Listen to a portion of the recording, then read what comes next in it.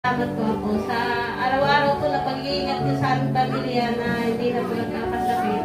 Yun lang po. Ayan, amen po.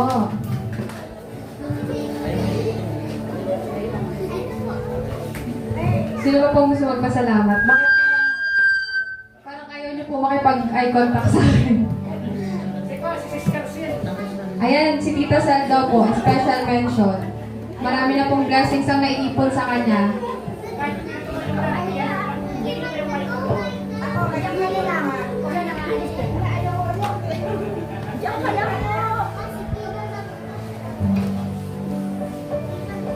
Ayan, so habang nag-iisip po kayo, ako po muna yung magpapasalamat. So, nagpapasalamat po ako sa Lord.